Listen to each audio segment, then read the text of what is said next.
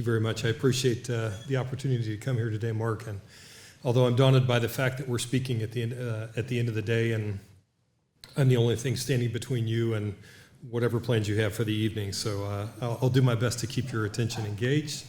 As Mark said, I'm Timothy Mallard. I teach at the United States Army War College, just down the road in Carlisle, Pennsylvania, just down the road from Messiah. So home of the, by the way, in that area, the finest ice cream shop in the entire world, Leo's Ice Cream. If you ever get up there, go to Leo's, okay? Well, I hope that's not on the recording, but anyway. As an active duty Army officer and chaplain, I do have to say, even though I'm in civilian dress, that the views I express in this lecture are mine alone and do not necessarily reflect the official policies or positions of the U.S. Army War College, the U.S. Army Chaplain Corps, the Department of the Army, the Department of Defense, or the United States government. Okay. My intent in offering them is to raise them into the scholarly discussion for you all around these topics. But you might ask, why Bonhoeffer at a conference on Christianity and realism? I think it kind of goes back to what Eric Patterson kicked us off with today, the Augustinian ideal of the common good. I think Bonhoeffer can help us discern a way ahead in what, if you'll forgive me as one who has worked for 34 years in the public square, what often feels like being in exile, living in a post-religionless Western modernity. In your context, that might feel completely different, but again, after 34 years working in the public square, I and many people of faith, not just Christians, but Jews, Muslims, many people, feel as if we are living in a post-religious Western modernity. Now, but I want to borrow an analogy from the Army, right? So I'm in the Army, so I'm going to borrow an analogy from the Army.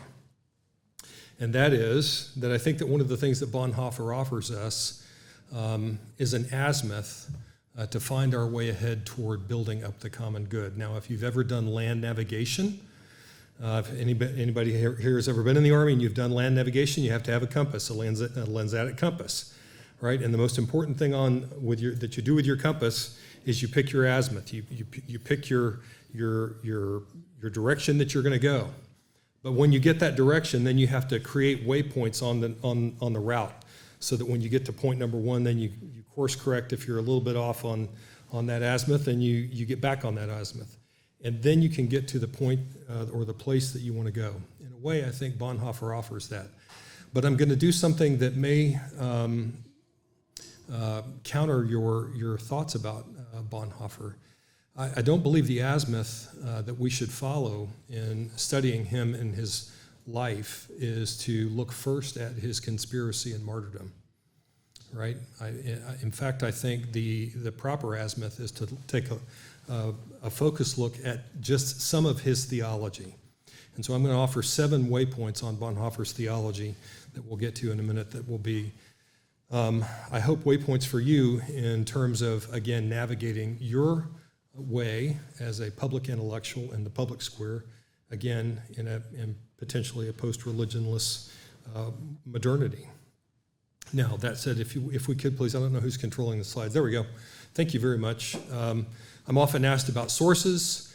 So if I had 2 sources to recommend, as a secondary source, I would recommend Schlingensiepen's book. I still think it's the single finest readable 1-volume anthology or historical account of his life. That's the book on the left. And if you're going to study Bonhoeffer's theology, you have got to be willing to dig into the accumulated 17 volumes of his life's work, right? And that is contained in the Fortress Press book. The one you see on the right is just one of those 17 volumes. His book, Discipleship, or from the German Nachfolge, that's the title. It's not The Cost of Discipleship. It was an American translation from the 1950s. Okay, but that entire 17-volume corpus. So I'm going to pull just 7 points from that lifetime of work on Bonhoeffer. All right. I'm often asked about sources, and I can talk more about those in the Q&A. But if we can go to the next slide. and just kind of build it. One thing I do want us to make sure that we just keep hitting build. Who's got the slides? Oh, thanks, appreciate it. So just hit enter, and let's keep building the pictures as they come up. Although we're not going to look at Bonhoeffer's, here, I'll just give the thumbs up and just keep building.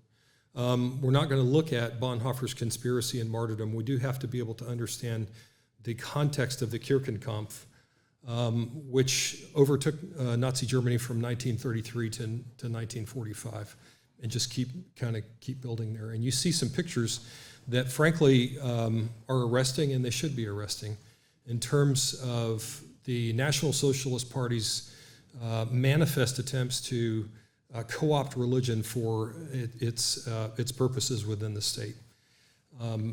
And this led, of course, to the pogrom, really it's not just a pogrom, it's the Shoah, the Holocaust against the Jews, codified in the Wannsee Conference, in which the final solution was enacted across all the elements of the Nazi state, resulting in the deaths of over 6 million Jews and hundreds of thousands of other people, including political prisoners and those who disagreed with the state in any kind. In the bottom, you see some pictures of ways in which Bonhoeffer attempted to navigate this environment to contribute to the common good, including his rectorship of the pastor's seminary at Finkenwalde in Pomerania, which the Gestapo eventually shut down, and his work with other members of the confessing church, and the failing of which eventually would lead him into his participation in conspiracy against the Third Reich. And again, we can talk about that in the Q&A, but I don't want to focus on that as the primary way to understand how Bonhoeffer might help us inform our context.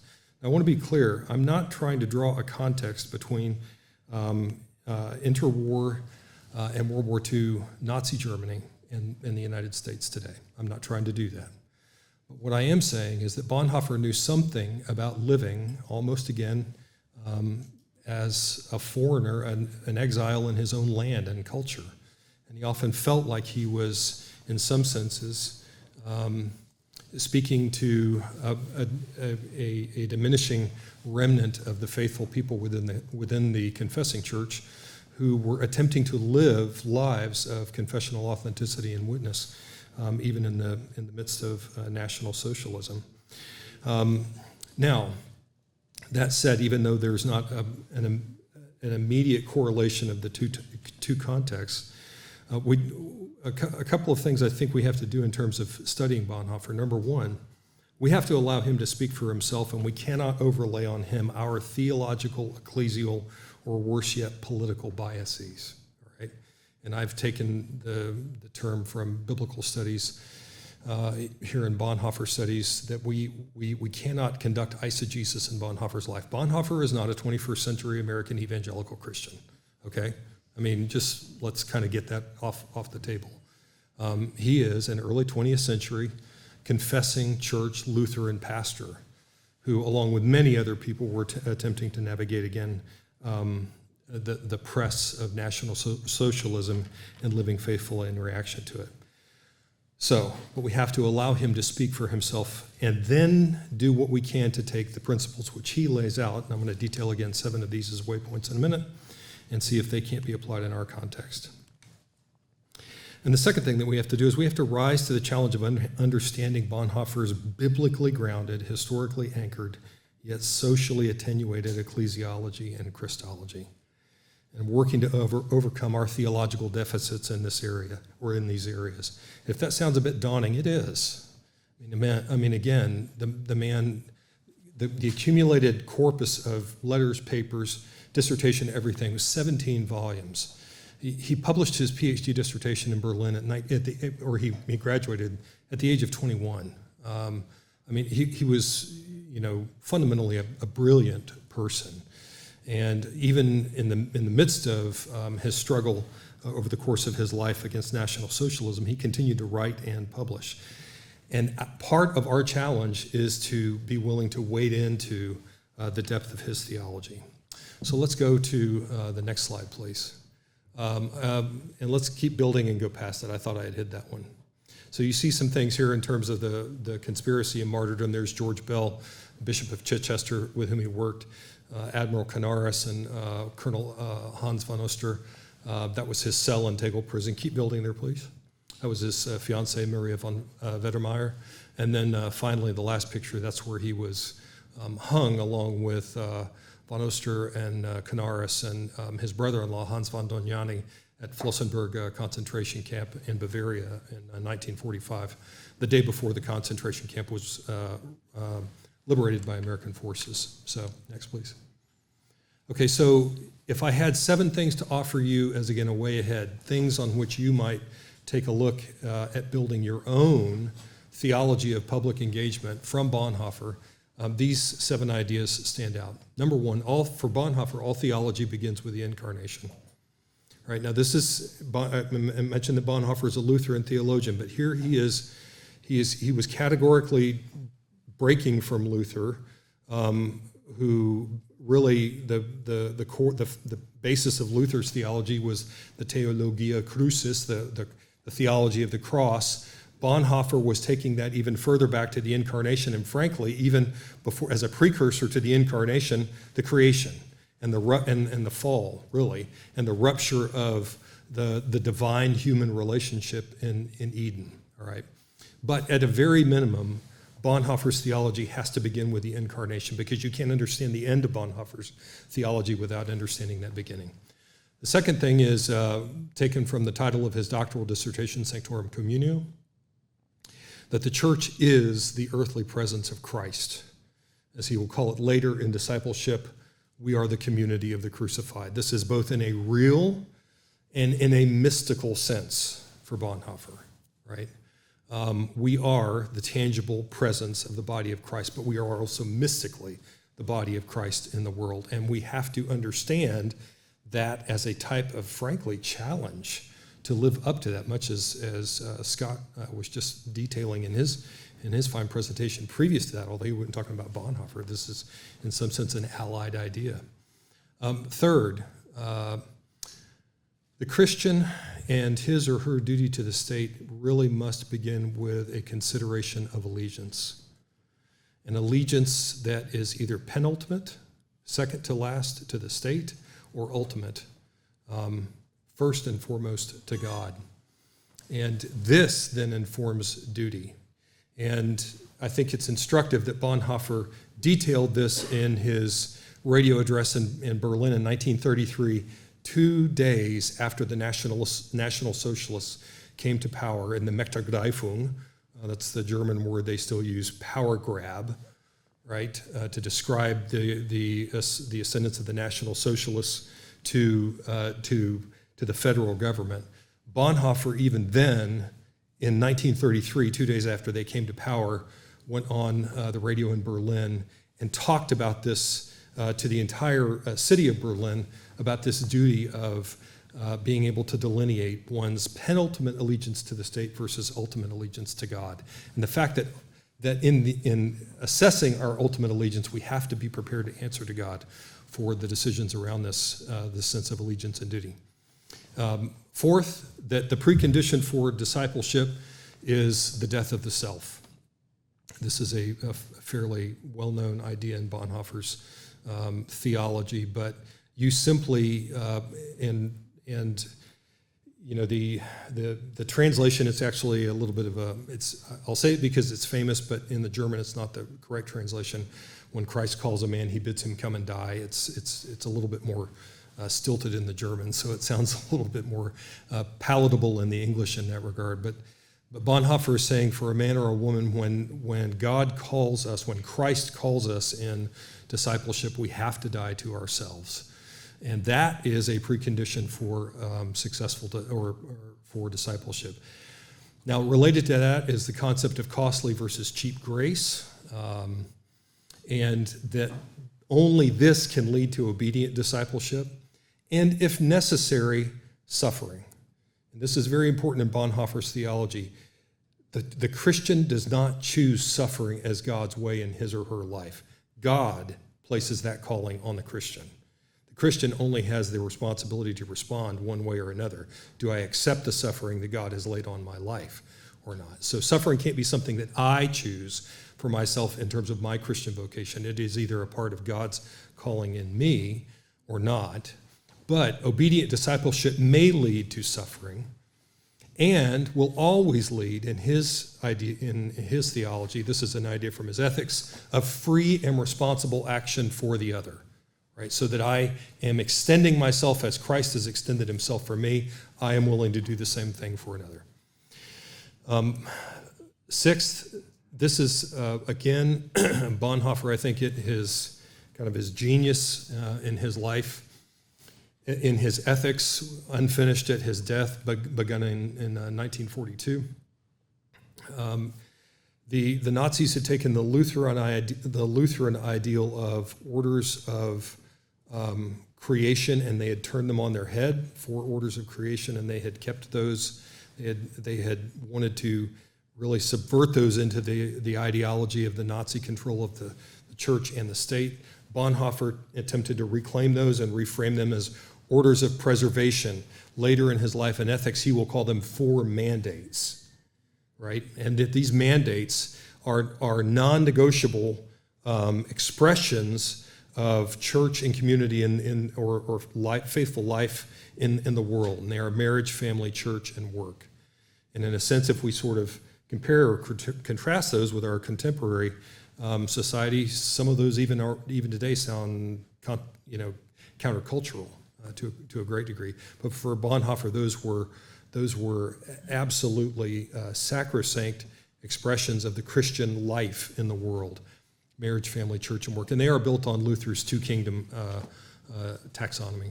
And then finally, that Christ is the mediator for the world, and the German word is Stellvertreter. He is, and the rough translation is vicarious representative actor, right? That is what Christ is for us.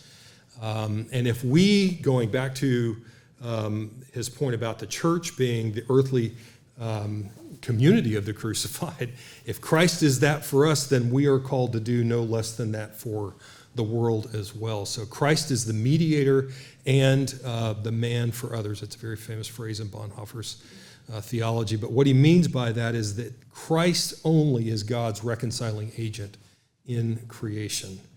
Ultimately, that finds its expression in the eschaton, in the completion of Christ's redemptive mission in his return. So one of the things that I think it's important to end with about Bonhoeffer in studying waypoints in his theology, if his theology is an azimuth, right, a trajectory, and if these are waypoints to understand how we too can follow on that same azimuth, I think that it's important to understand that Bonhoeffer never lost the sense of ultimate hope in the redemption of all of creation by Christ at the completion of his mission, of his redemptive mission for God the Father and in the second coming.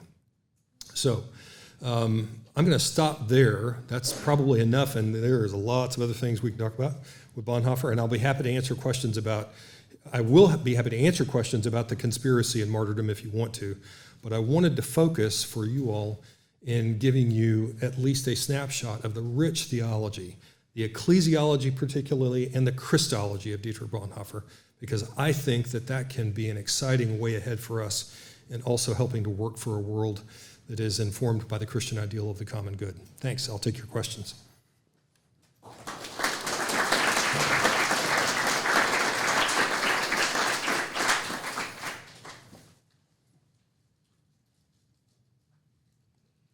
Nobody wants to ask anything about Dietrich Bonhoeffer.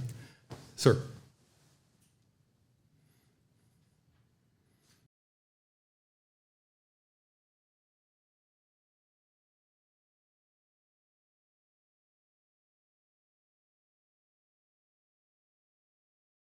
No, thank you very much. Having lived 10 years in Germany, by the way, I can say that it's not only fun to learn, it's exceptionally hard to learn, particularly based on where you are in Germany at the time, because Bavarian Deutsch is completely different than Deutsch in the Rhineland-Pfalz. by dialect. But to your point, Bonhoeffer's German is intensely, it's a Hochdeutsch, it's a theological German, and I think in fidelity to his concepts, you really have to be able to delve into it in theological German, and that only magnifies the scholarly task of attempting to study it. Now, the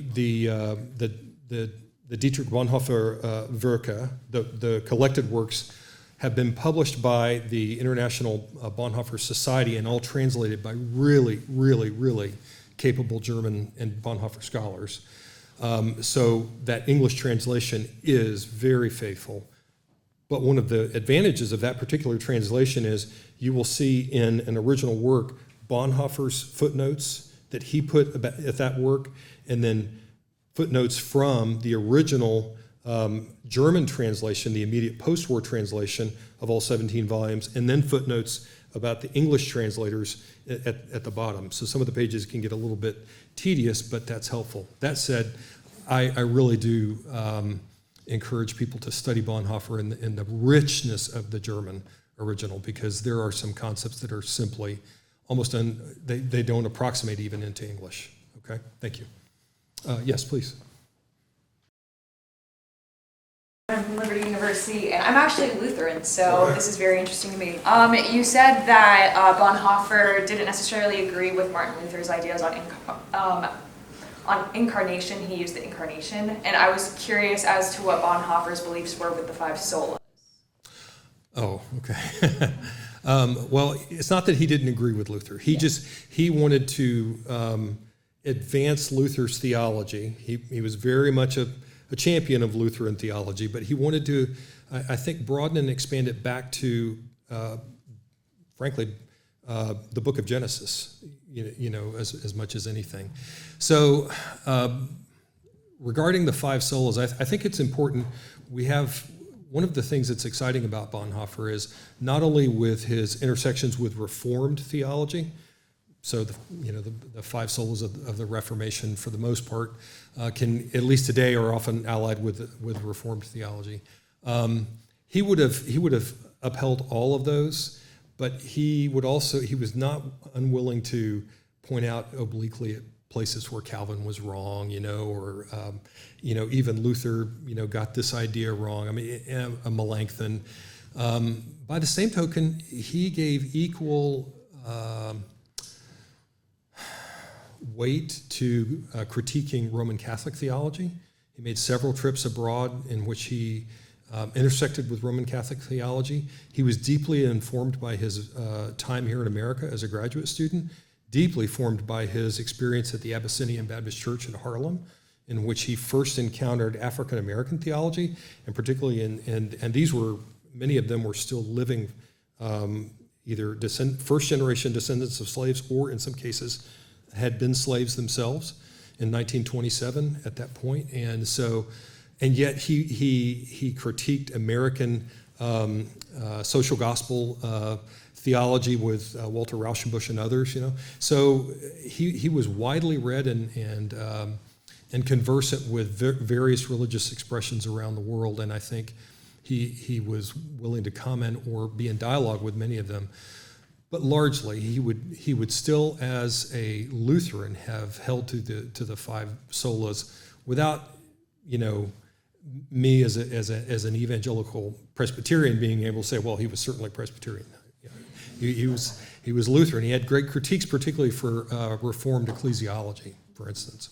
So, thanks. Great question. Thanks. Yes, sir. In the back, please.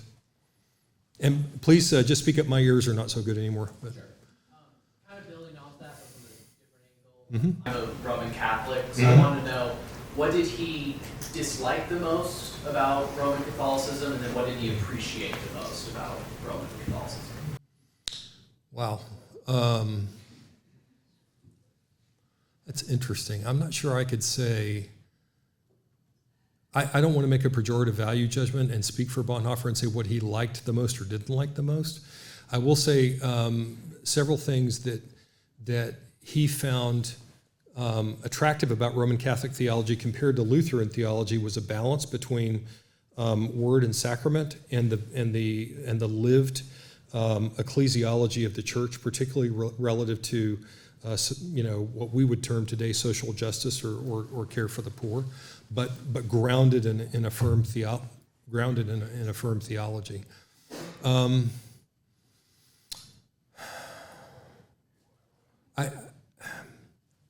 This is not getting completely to your.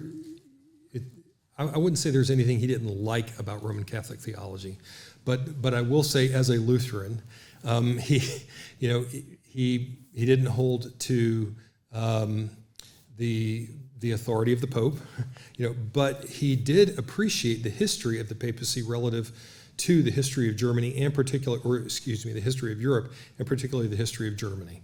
And so he was able to, in a very nuanced way, appreciate the influence of Roman Catholicism on contemporary Germany in his day and age.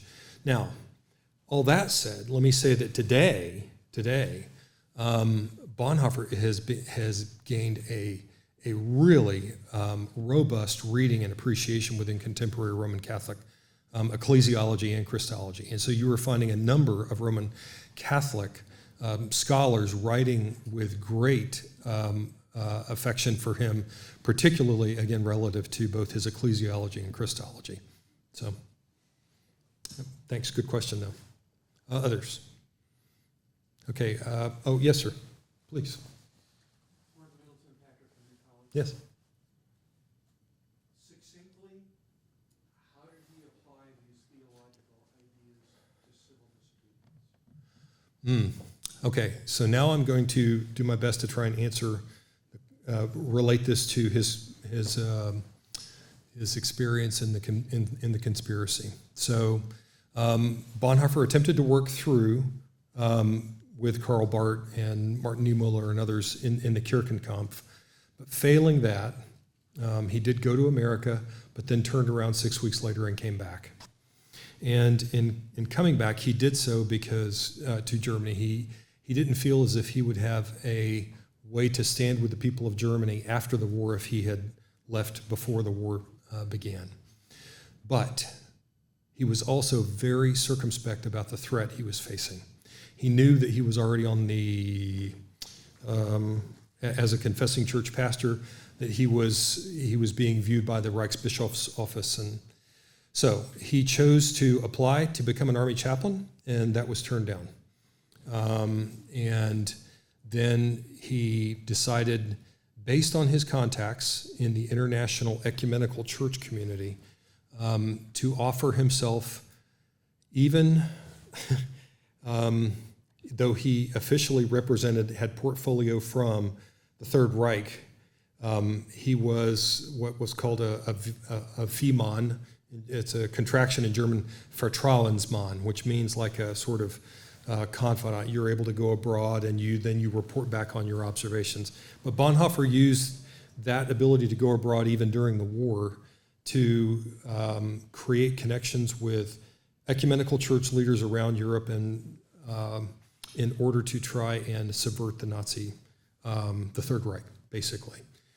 Because he came to a point where he believed that the Third Reich was beyond the ability to be redirected by the power of the church, and that the only thing, as he put it in the German, was to throw a spoke in the wheel.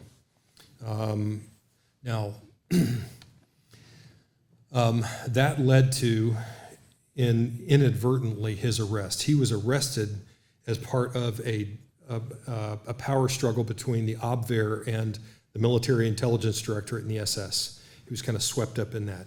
Only later, while he was in prison, did the SS discover Bonhoeffer's name in some files with the Abwehr, and that's when they uncovered the Abwehr conspiracy, for which he was eventually hanged.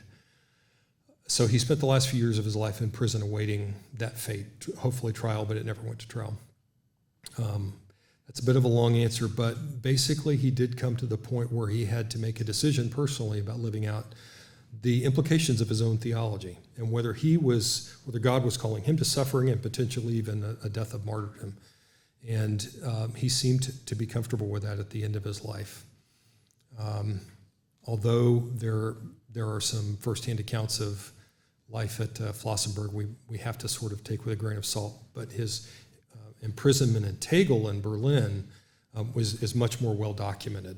Observations by some of the guards and some other people.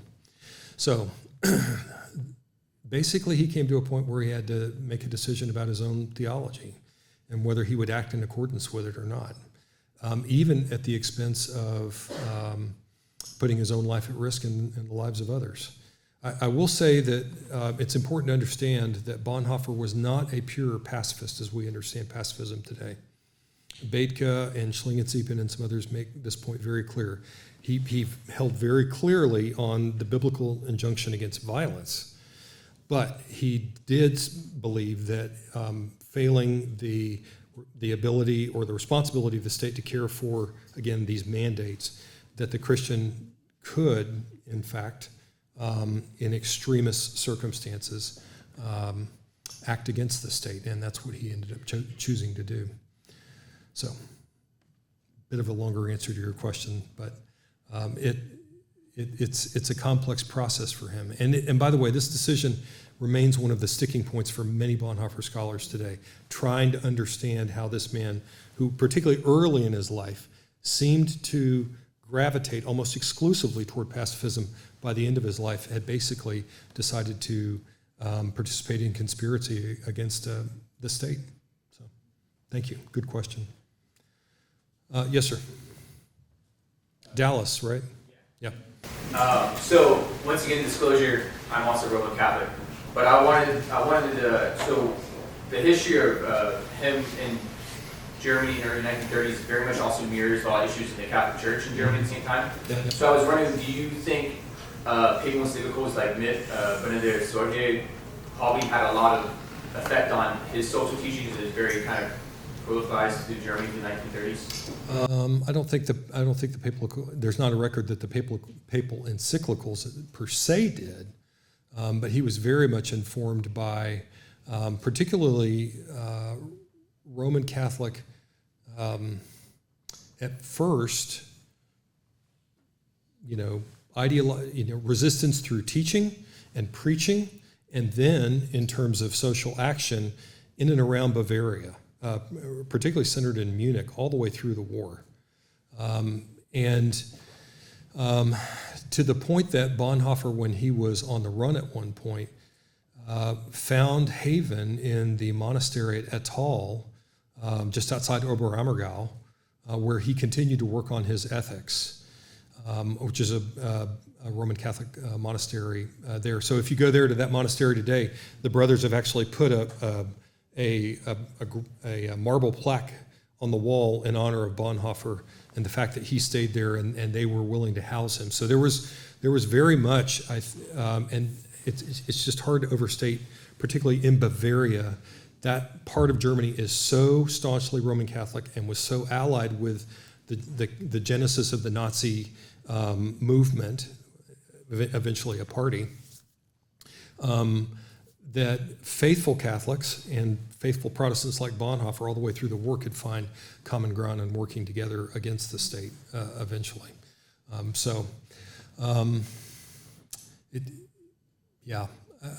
think that's probably about the best I could answer that. Thanks. Although I'm not sure I answered your question to the full, so if you want to talk offline, we can. Other questions, though? All right, well, it's been my pleasure to be here. Mark? Oh, no, you're going to. It's been my pleasure to be here. And again, I'll be around at the break and tomorrow if you want to engage in more private discussion. Thanks so much. God bless.